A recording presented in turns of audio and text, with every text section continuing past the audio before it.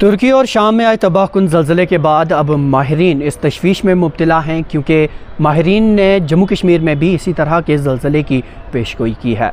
आपको बताते चले नाज़रीन कि माहिरीन ने बिना किसी टाइम फ्रेम दिए हुए ये ख़बरदार किया है लोगों को कि जम्मू कश्मीर में भी इसी नौइयत का एक झटका आ सकता है, और ये बताया जा रहा है कि इस झटके की शिद्दत जो है वो 9 मैग्नीट्यूड के करीब हो सकती है।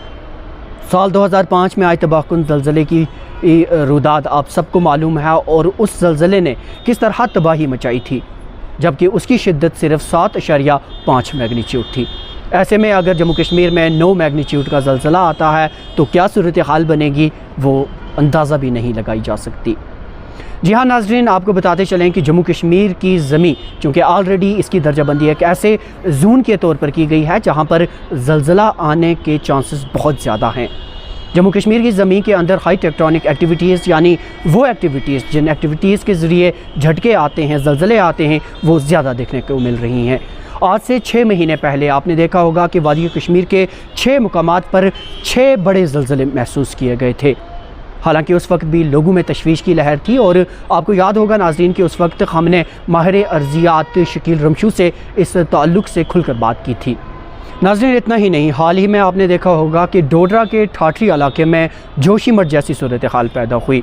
ठाठरी में 100 के करीब ऐसे मकानात पाए गए जहां पर दरारें पड़ गई, जो इस बात का बिल्कुल अंदिया देती हैं कि जम्मू कश्मीर के ज़मीन के अंदर हाई टेक्टोनिक एक्टिविटीज़ जो हैं उनमें भी शिद्दत आई है। ऐसे में क्या माहिरीन की ये पेशगोई सच साबित होगी?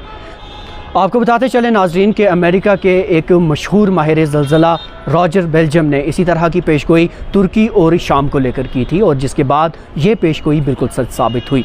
इसी तरह अब एक और माहिर फ्रैंक हंगर बीट्स ने भी ये पेशगोई की है कि जम्मू कश्मीर में आने वाले दिनों में इसी तरह का एक ज़लज़ला आ सकता है। हालांकि उन्होंने टाइम फ्रेम तो नहीं दिया, लेकिन ये ज़रूर प्रिडिक्ट किया है कि इस ज़लज़ले की शिद्दत 9 मैग्नीट्यूड के करीब होगी। आपको बताते चले नाज़रीन के हुकाम की जानिब से या साइंटिफिक तौर पर अभी तक इस तरह की कोई भी डिवाइस या कोई भी आला दरियाफ्त नहीं हुआ है जो ज़लज़लों के आने का असली वक्त मुतय्यन कर सके, यानी कि उन्हें प्रिडिक्ट कर सके। लेकिन अमेरिका, जापान और मेक्सिको में एक डिवाइस बनाई गई है जो ज़लज़ला आने से 30 से 40 सेकंड पहले ख़बरदार कर देती है, और 30 से 40 सेकंड का वक्त अगर ज़लज़ला आने से पहले मालूम हो जाए तो कहीं ना कहीं इंसानी जानों के नुकसान को इससे भी बचाया जा सकता है। आपको बताते चलें कि हिंदुस्तान में पहली मरतबा उत्तराखंड में इस डिवाइस को इंस्टॉल किया गया है। उत्तराखंड की स्टेट डिज़ास्टर मैनेजमेंट ने IIT रुड़की के बाहमी इश्तराक से इस डिवाइस को इंस्टॉल किया है। क्या ये डिवाइस जम्मू कश्मीर में भी इंस्टॉल की जाएगी? GK वेब TV ने जब माहिरीन से इस ताल्लुक़ से बात की या मुतल्लिका जो महकमा है उसे रजू किया, तो उन्होंने साफ़ तौर पर कहा कि उत्तराखंड में चूँकि ये डिवाइस लगाई गई है तो हम ये पहले देखना चाहते हैं कि आया ये डिवाइस वहाँ पर कारगर साबित होगी या नहीं, और जब हमें इस बात का यकीन हो जाएगा कि ये डिवाइस कारगर साबित हो सकती है तो ऐसे में इसे जम्मू कश्मीर में भी इंस्टॉल किया जाएगा। नाज़रीन, कुदरती आफात का आना एक कुदरती अमल है, और यकीनन इंसान की बसात से बिल्कुल बाहर है कि वो कुदरती अमल में दखल करके उसे रोक सके। ताहम चंद ऐसी तदाबीर ज़रूर हैं जिनको बरोकार लाकर इससे पैदाशुदा नुकसान से हम बच सकते हैं। हमें यह भी सोचना होगा कि हमारी मैनेजमेंट क्या इस चीज़ के लिए इक़दामात कर रही है, या इस तरह का फ्रेमवर्क, इस तरह का रोड मैप तरतीब दिया गया है जो इस तरह की नागहानी आफात के नुकसान को बचाने में कारगर साबित हो। क्या हमारी रिहायशी इमारतें उस नौइयत की या उन पैरामीटर्स को मद्देनज़र रख कर तरतीब दी गई हैं, बनाई गई हैं जो ज़लज़लों की शिद्दत को बर्दाश्त कर सकें? क्या हमारी सरकारी इमारत उन पैरामीटर्स को मद्देनज़र रखकर बनाई गई हैं?